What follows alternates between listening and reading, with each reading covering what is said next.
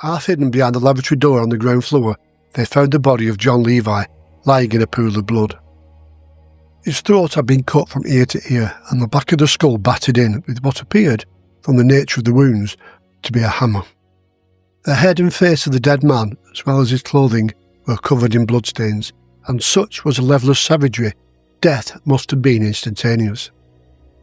Continuing their search of the house, officers found drawers ransacked and overturned, and a safe in a first-floor room had been turned around, presumably so the killer could attempt to force it open from the back.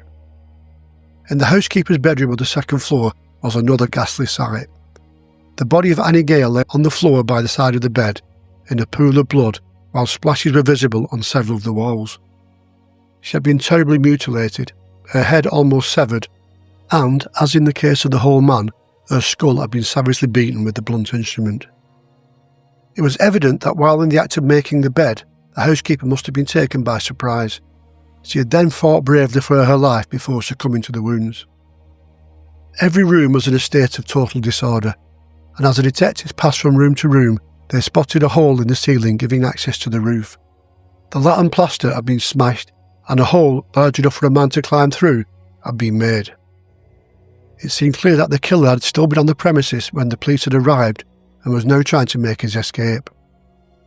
Just as the officers had discovered the hole in the ceiling, there was a loud cry from the street below that there was a man on the roof.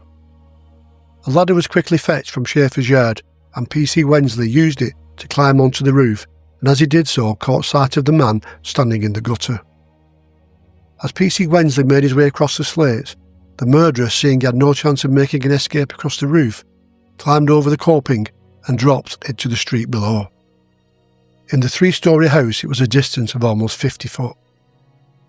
A group of sightseers stood directly below as he plummeted to the ground, striking and badly injuring a young girl, Leah Hyams, at the time standing with her mother next to the Vernon Street entrance. Although the unfortunate girl had partly broken his fall, the man struck the pavement with a dull thud and struck his head on the ground, temporarily knocking him insensible. PC Richardson seized hold and put him into handcuffs.